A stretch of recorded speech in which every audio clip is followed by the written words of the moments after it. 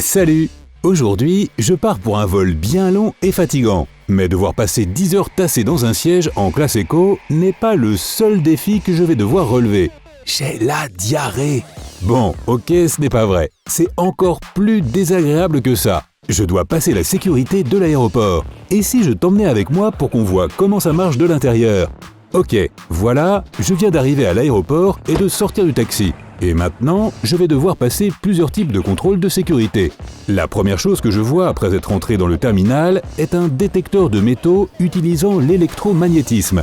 Tu en as probablement vu des tas de fois dans des centres commerciaux, des théâtres ou des stades. C'est le premier et en réalité le niveau le plus élémentaire d'un contrôle de sécurité. Le but principal de ce détecteur est de voir si je transporte quelque chose de dangereux fait de métal, comme un couteau ou un poignard par exemple. Je vais être honnête avec toi, j'ai toujours eu l'impression que ce détecteur de métaux fonctionnait par simple magie. Mais il s'avère que j'avais tort. Et c'est la première fois que j'ai tort cette année. Cet appareil est fabriqué de manière assez simple. Une bobine et un générateur de courant électrique alternatif. Le courant alternatif crée un champ magnétique variable, c'est important, dans la bobine. Disons que je traverse le cadre du détecteur en transportant quelque chose de métallique. Grâce au champ magnétique variable qui entoure cet objet métallique à l'intérieur du cadre du détecteur, il commence à produire des courants électriques qui lui sont propres. Et ces courants, à leur tour, vont créer leur propre champ magnétique. Ce changement est immédiatement capté par un dispositif spécial appelé magnétomètre, qui déclenche immédiatement une alarme. Après quoi, je me fais arrêter par un agent de sécurité qui me demande de sortir mes clés de ma poche. Les gens dans la file derrière moi râlent, mais la prochaine fois que je passe le détecteur de métaux, l'alarme reste silencieuse. Il est intéressant de noter que l'homme qui fait la queue derrière moi n'a pas besoin de passer par le détecteur de métaux. D'après ce que j'ai compris, il a un stimulateur cardiaque qui comporte des pièces métalliques. Le champ magnétique puissant du dispositif de contrôle de sécurité peut perturber le fonctionnement de son implant. Quoi qu'il en soit, j'arrive au comptoir d'enregistrement pour laisser ma valise. Je ne le vois pas de mes propres yeux, mais je sais qu'après qu'elle se soit déplacée plus loin sur le tapis roulant, de puissants scanners à rayons X vont s'assurer que mes bagages ne présentent aucune menace pour la sécurité. Il existe deux types de scanners de sécurité à rayons X. L'un d'eux scrutera mes bagages, tandis que l'autre, situé au contrôle de sécurité, scannera mon corps. Mais comme ma valise peut supporter les radiations un peu mieux que moi, l'intensité des scanners est très différente. Une fois que mes bagages sont à l'intérieur du scanner de l'aéroport, l'appareil émet des rayons X. Ces rayons traversent la valise et certains d'entre eux sont absorbés par toutes les affaires qui sont dedans. En même temps, les espaces vides, bien que je ne sois pas sûr d'en avoir dans ma valise, ne peuvent pas bloquer les rayons X. C'est pourquoi les ondes passent par ces endroits sans changer d'intensité. Après avoir traversé le sac, les rayons X atteignent un détecteur en forme de plaque. Et après ça, ils sont censés atteindre le deuxième détecteur. Mais le matériau situé entre les deux détecteurs ne laisse pas passer les ondes de basse énergie. C'est pourquoi seules les ondes de haute énergie atteignent le second. Les données des deux détecteurs sont ensuite comparées et une image numérique apparaît. Les agents de sécurité peuvent voir les formes des objets qu'il y a dans mon sac grâce à cette image. En plus, différents matériaux sont représentés avec différentes nuances. Par exemple, le métal et le verre sont plus foncés, et les vêtements, la nourriture et le plastique sont plus clairs. Dans tous les cas, j'ai laissé mon sac sur le tapis roulant du comptoir d'enregistrement, et je suis maintenant prêt à passer moi-même un contrôle de sécurité approfondi. Je vais également être scanné, mais l'intensité des ondes peut être mesurée. De plus, elles ne vont pas traverser mon corps, mais rester à la surface. C'est pourquoi cette procédure est beaucoup moins nocive que celle subie par ma valise. Les ondes de rayons X ne traversent pas entièrement mon corps, et par conséquent, je ne reçois pas cette forte dose de radiation. Aussi, j'ai la chance de passer par un scanner à ondes millimétriques.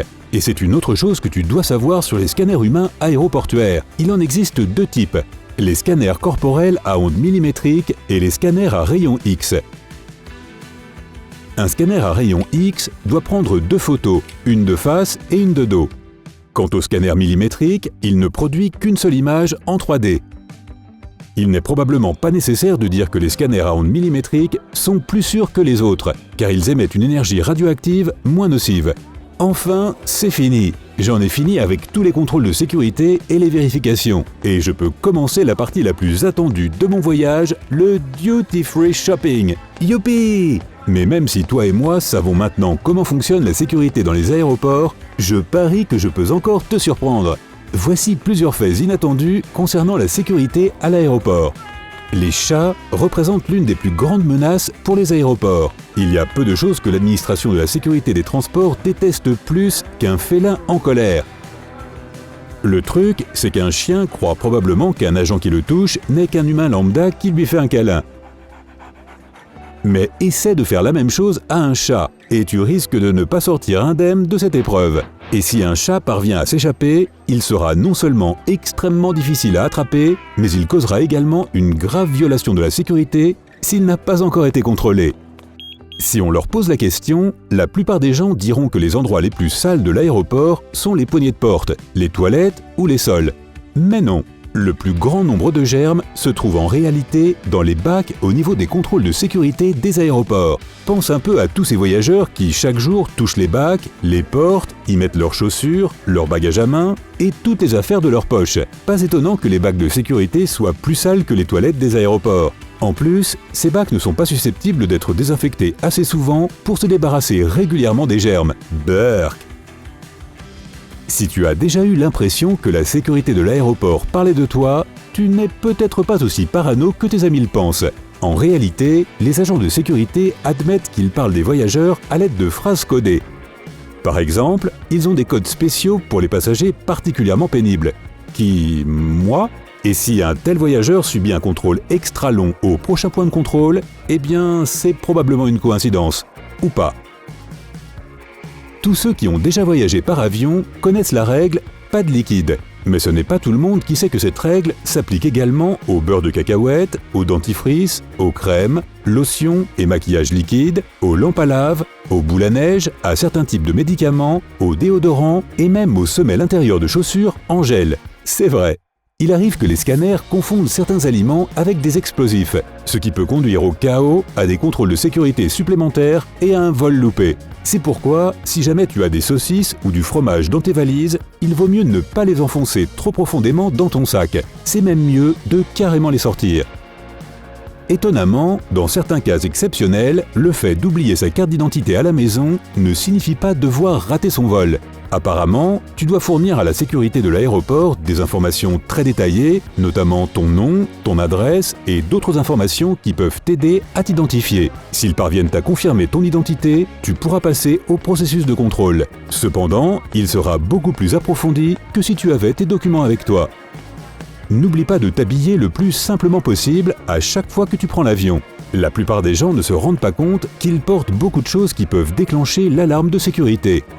Parmi les choses les plus courantes, les montres, barrettes, ceintures, accessoires métalliques sur les vêtements et même les soutiens-gorge. Alors essaie de porter des vêtements simples, sans décor et accessoires métalliques, et n'oublie pas qu'avant de passer le scanner, tu dois enlever ton manteau ou ta veste et tous tes bijoux.